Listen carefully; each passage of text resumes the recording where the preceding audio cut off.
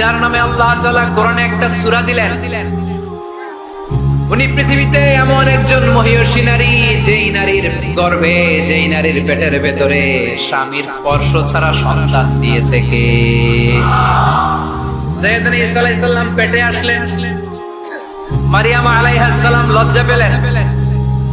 হায় হায়, কেমন করে এলাকাবাসীদের কাছে আমি আমার মুখ দেখাবো? বিয়ে করি নাই, স্বামী নাই, বিয়ে হয় নাই, স্বামী নাই, কিন্তু পেটে সন্তান চলে এসেছে। হায় হায়, এলাকায় কেমনি মুখ দেখাবো? লজ্জায় পড়ে মারিয়াম আলাইহিস সালাম এলাকা থেকে চলে গেলেন। কি অবাক করা কাণ্ড! বাচ্চা ভূমিষ্ঠ হওয়ার জন্য, বড় হওয়ার জন্য 6 মাস 7 মাস লাগে নাই, পেটে বাচ্চা আসার সাথে সাথে বাচ্চাটারে বড় করে দিয়েছে কে? সাইয়েদাতুনা মারিয়াম আলাইহিস সালাম এবার বসে বললেন, বুঝতে আরম্ভ করলেন প্রেগন্যান্সির পেইন উঠেছে। হঠাৎ করে পেট থেকে বাচ্চা ভূমিষ্ঠ হয়ে যাওয়ার পরে উনি কাঁপতে আরম্ভ করলেন। ক্ষুধার চোটে খাবার কিছু নাই, সামনে ঝর্ণা, উপরে একটা খেজুর গাছ। সাইয়েদনা ঈসা আলাইহিস সালামকে কোলে নিয়ে মারিয়াম আলাইহিস সালাম মনে মনে ভাবে, হায় রে, কেউ যদি একটু খেজুর পেড়ে দিত, এই ক্ষুধার মুহূর্তে আমি খেজুর খেয়ে পেটের ক্ষুধা নিবারণ করতাম।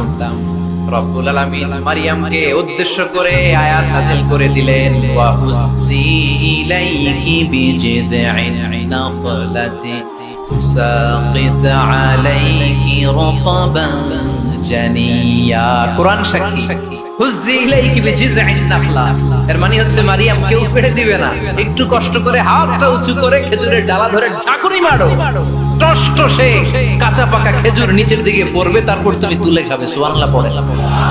আল্লাহ চাইলে অটোমেটিক্যালি কারামাত হিসেবে খেজুরগুলো নিচে ফেলতে পারতেন না?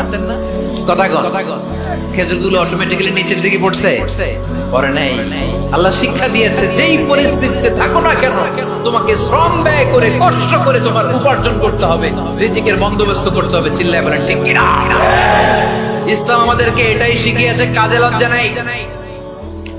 আবার বিশ্বনবী বললেন, ইন খামাতিস সাআ ওয়া ফি ইয়াদি আহাদিকুম ফাসিলাতুন, তোমাদের কারো হাতে যদি একটা চারা বীজ থাকে, সে যদি দেখে কিয়ামত হতে শুরু করেছে, ফাইন ইসতাতা আইয়াগরিসাহা ক্বাবলা আন তাকুমাস সাআ ফালইয়াগরিসহা, কারো হাতে একটা চারা বীজ নিয়ত করেছে, চারা বীজটা রোপণ করবে, ইন দা মিন টাইম দেখলো কিয়ামত হতে শুরু করেছে, বিশ্বনবী বললেন, যদি তোমার সুযোগ থাকে কিয়ামত হওয়ার আগে চারা বীজটা রোপণ করে দাও। কথা বুঝতে পেরেছেন? আপনার হাতে একটা চারা বীজ, আপনি প্ল্যান করেছেন এই চারা বীজটা রোপণ করবেন, ইন দা মিন টাইম দেখলেন কি হওয়া শুরু হয়েছে?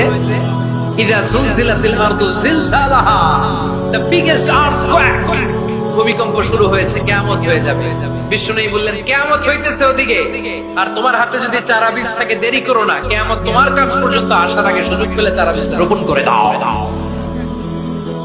ইসলাম শিখিয়েছে, শেষ নিঃশ্বাস পর্যন্ত তোমাকে লড়ে যেতে হবে। এই পৃথিবীতে কেউ কাউকে জায়গা করে দেয় না, জায়গা করে নিতে হয়।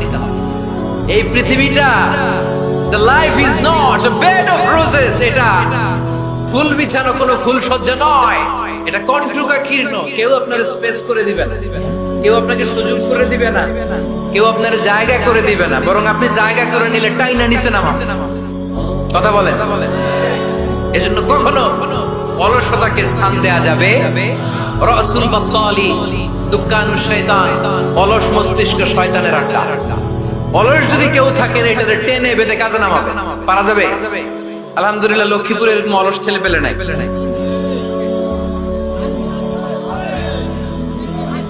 আছে? আমরা আজকে অলসতাকে নো বলে যাবো এই মাহফিল থেকে। অলসতাকে আমরা কি বলবো? আওয়াজ করে বলতে হবে, অলসতাকে কি বলবো আমরা? মুমিনের জীবনে কোনো অলসতা নেই। অলস হয় মুনাফিকরা। অলস হয় কারা?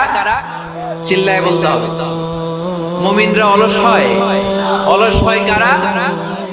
এজন্য কোরআনে আল্লাহ এই কথাও বলে দিলেন, ওয়াইদা কামু ইলাস সালাতি কামু কুসালা ইউরাউনান নাসা ওয়ালা ইয়াযকুরুনাল্লাহা ইল্লা কালিলা।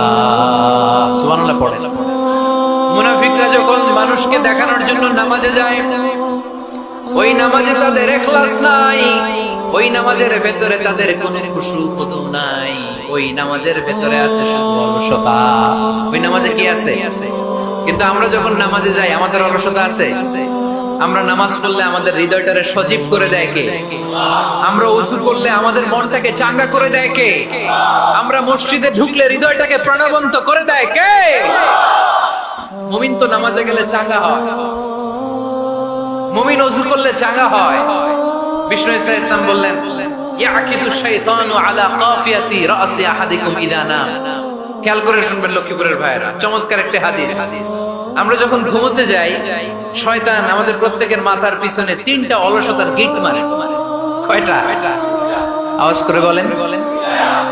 3টা অলসতার গিট মারে। ইয়াকিদু শাইতানু আলা কাফিয়াতি রাসি আহাদিকুম সালাসা উকার। 3টা গিট মারে যখন আমরা ঘুমোতে যাই। অলসতার 3টা গিট মেরে আমাদের কানের সামনে এসে ফিসফিস করে মন্ত্র পড়তে থাকে, আলাইসা লাইলুন তাওয়ীলুন ফারকুদ, আলাইসা লাইলুন তাওয়ীলুন ফারকুদ। বিশাল লম্বা রাত, ঘুমাও। অনেক সময় আছে ঘুমাও। রাত 5টা বেজে যাচ্ছে, তাহাজ্জুদের সময় শেষ হয়ে যাচ্ছে, তখনও শয়তান বলে রাত অনেক লম্বা, ঘুমাও। ফজরের সময় পার হয়ে যাচ্ছে, সূর্য উঠে যাচ্ছে, শয়তান বলে আলাইসা লাইলুন তাওয়ীলুন ফারকুদ, এখনো অনেক সময় আছে, লম্বা লম্বা লম্বা চৌড়া রাত পড়ে আছে, তুমি ঘুমাও। বিষ্ণুনবী বললেন, ফাইন ইস্তাইকাযা ওয়া যাকারাল্লাহ ইনহাল্লাত উকদা।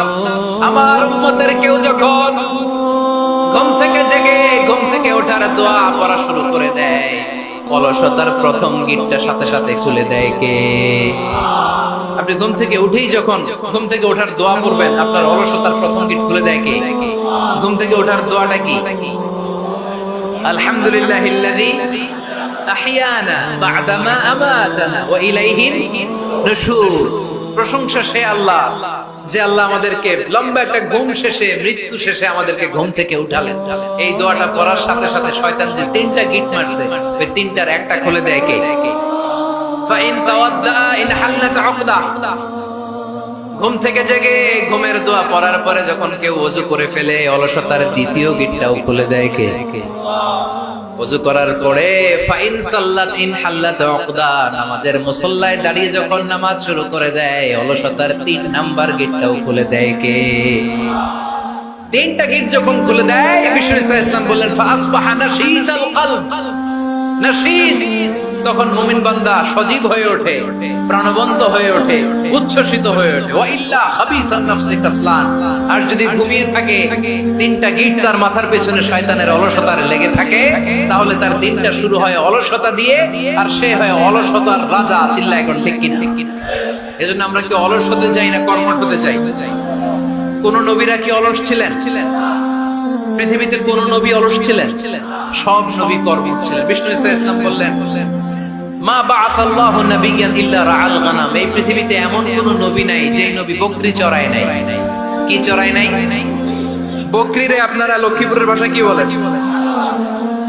কি বলেন? ছাগল। তো পৃথিবীতে এমন কোন নবী নাই যে নবী কি চড়ায় নাই? ছাগল চড়ায় নাই। সাহাবারা বললেন, ইয়া রাসূলুল্লাহ আনতা কাযালিক, আপনিও ছাগল চড়াইছেন? বিষ্ণু ঈসা ইসলাম বললেন, না, আমিও ছাগল চড়িয়েছি। ওয়া ইন্নী আরআহা আলা কারারিতি আহলি মক্কা, আমি তো মক্কাবাসীদের অল্প কিছু পয়সার বিনিময়ে তাদের ছাগলগুলোকে চড়িয়ে দিতাম। সুবহানাল্লাহ পড়বেন না? বিষ্ণু ঈসা ইসলাম ছাগল চড়াতেন। ছাগল চড়ানো সহজ কাজ না কঠিন কাজ? কেন কঠিন এটা? হ্যাঁ, এরা খুঁটি মারে। হ্যাঁ, কি করে? বসে থাকতে হয়। তো ছাগল যারা পালে তারা জানে ছাগল পালা কত কষ্ট। ওরা ডানে টান দিলে কই যায়? রশি ধরে বায়ে টান দিলে কই যায়? সামনে টানলে কই যায়? পিছনে টানলে কই যায়? সারা সপ্তাহ আপনি সময় পান না এটার গোসল করাবেন। ভাবলেন আজকে জুমার দিন আমিও গোসল করি, এটার গোসল করাই।